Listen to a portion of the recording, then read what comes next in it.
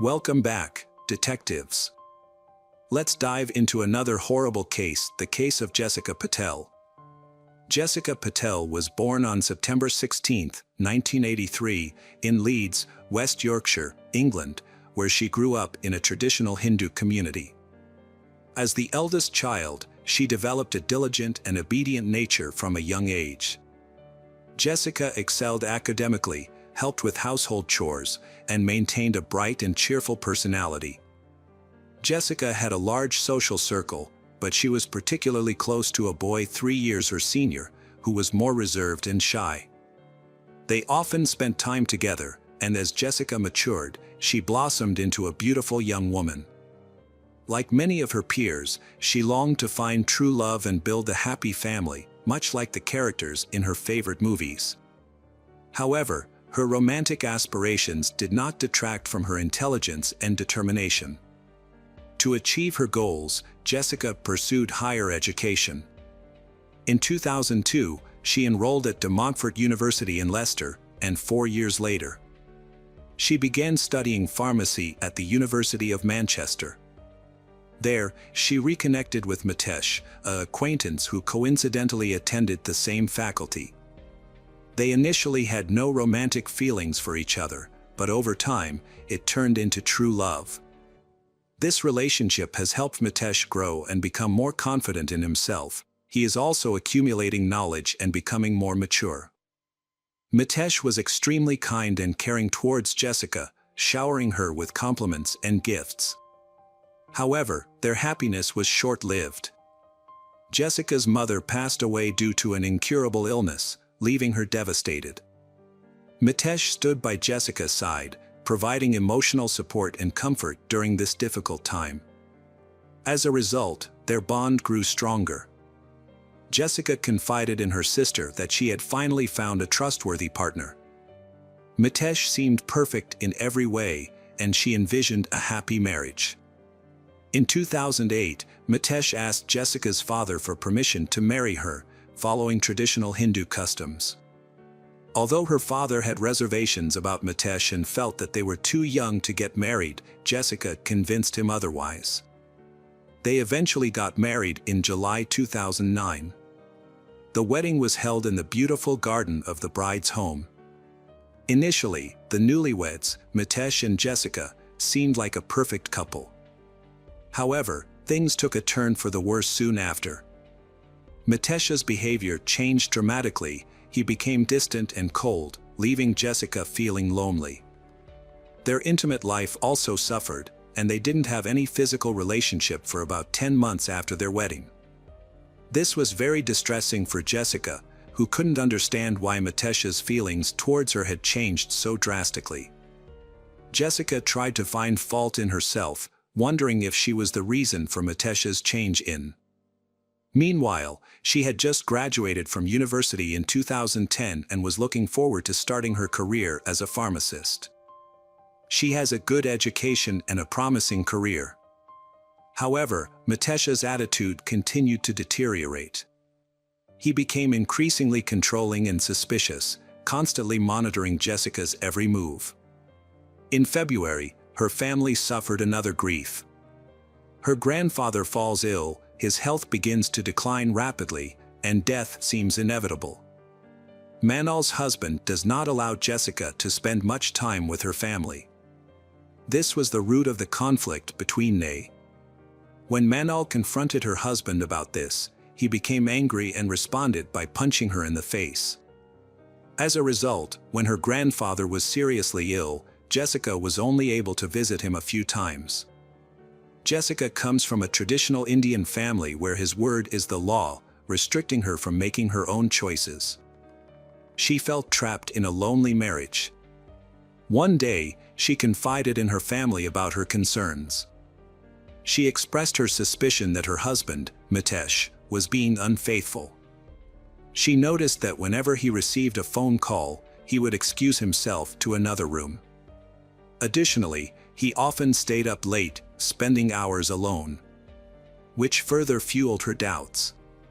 In 2012, Jessica's suspicions about her husband's infidelity were confirmed when she discovered romantic messages on his phone. Seeking help, she confided in Mitesh's cousin, with whom she had a good relationship.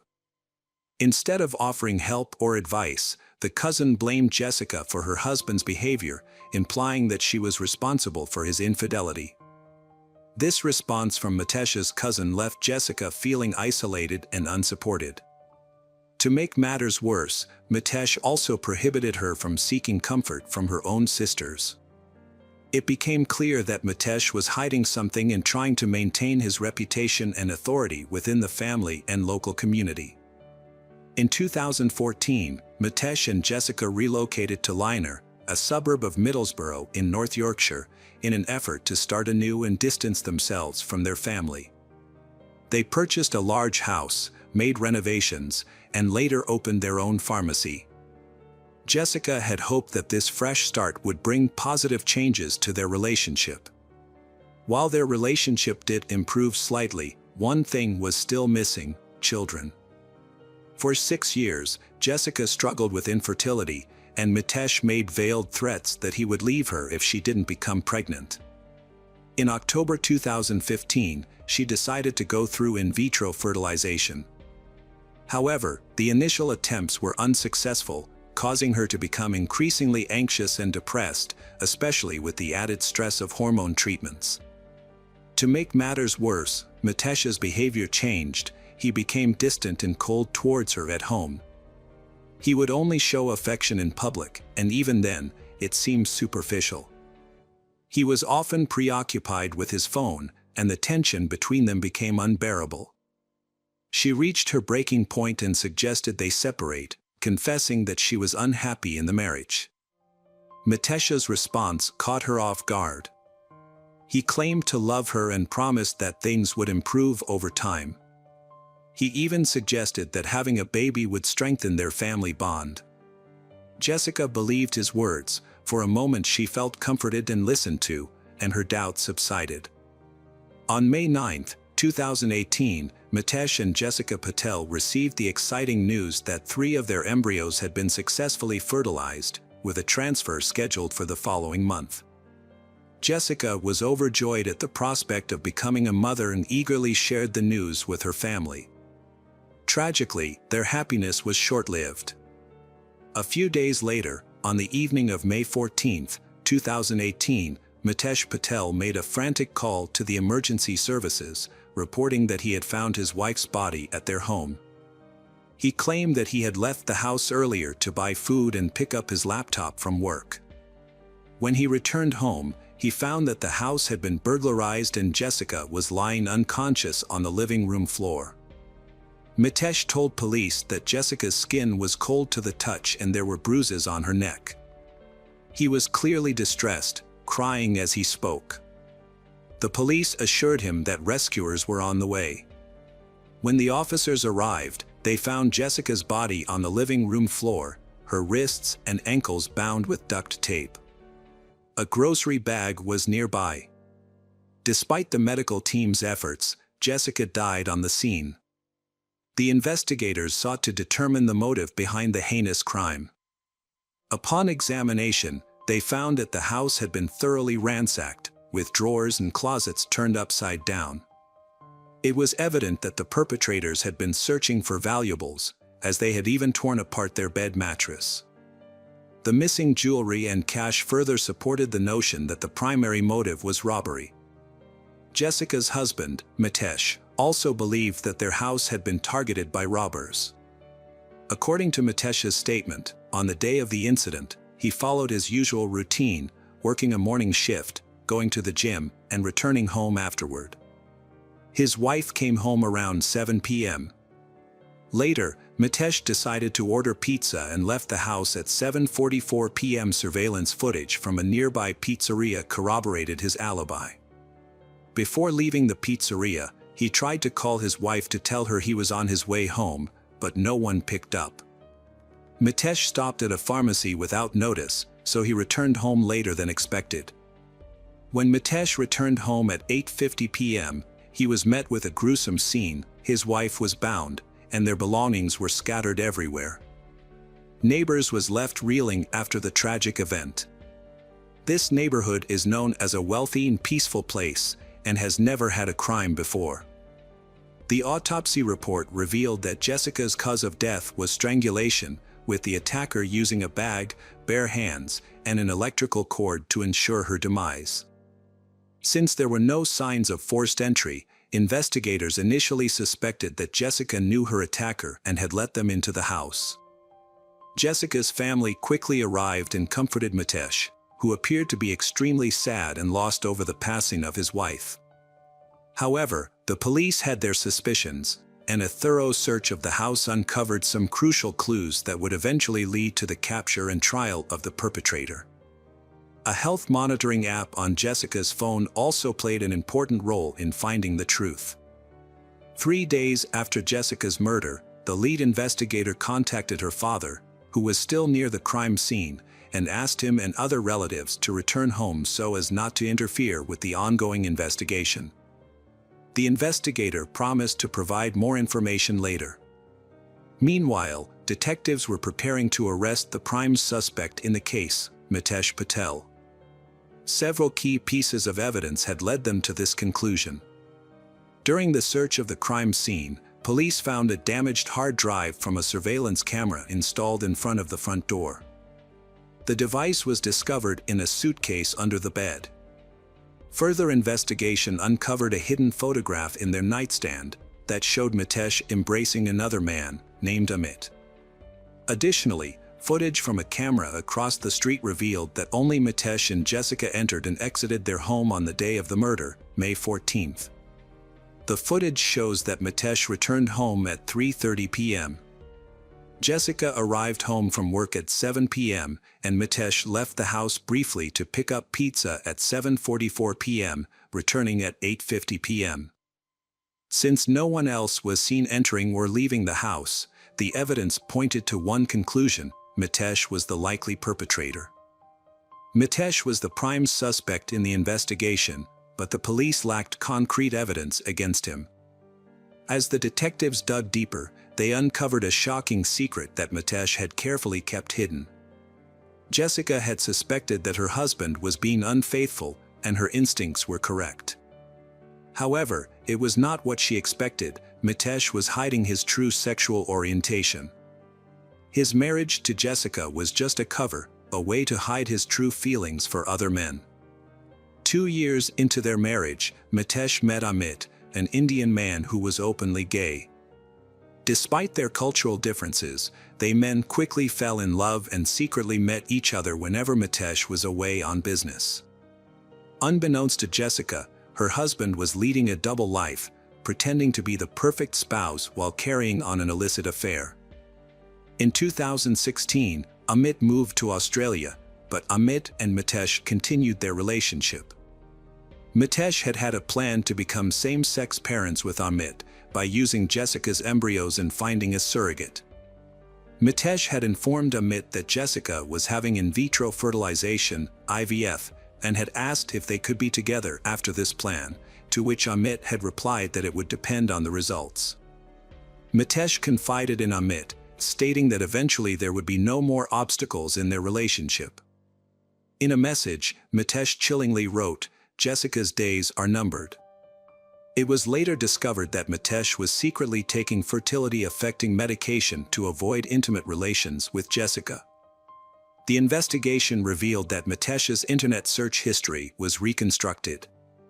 He had searched for how to get rid of his wife, Hindu funeral, and procedure for obtaining insurance payments for the murder of a spouse. Notably, Jessica had a £2 million life insurance policy. After her death, Mitesh planned to claim the money and use it to buy a property in Australia. In the weeks leading up to Jessica's death, Mitesh had been actively searching for a new home, aiming to create a comfortable environment for his future family. Investigators analyzed their cell phones and found incriminating messages. They also discovered a fitness app that tracked the number of steps taken by Jessica's. The data showed that Jessica's phone had not moved since 8:04 p.m. However, 15 minutes later, the phone recorded 14 steps, suggesting that either Jessica had made her last movements or someone had moved the device.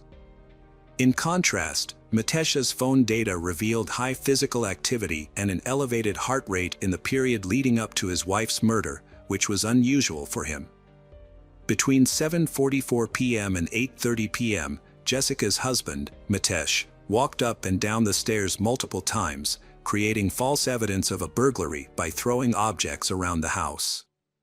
Before calling 911, he went upstairs to conceal evidence, including a hard drive from a surveillance camera in the safe of the pharmacy he and his wife owned.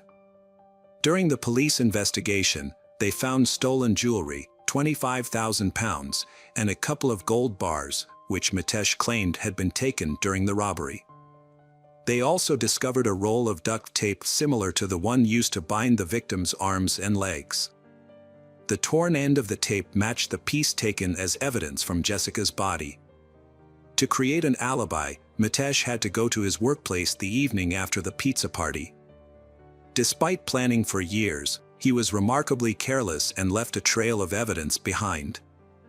Furthermore, DNA analysis found under Jessica's fingernails showed that it matched Mitesh's DNA.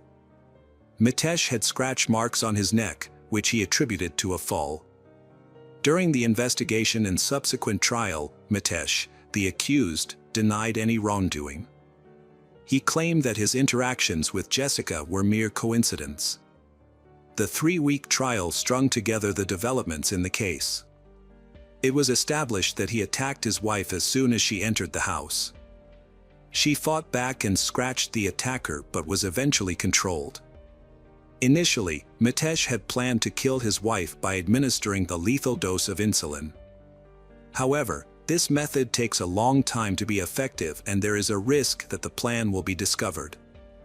To ensure a quicker outcome, Mitesh suffocated his wife by putting a bag over her head.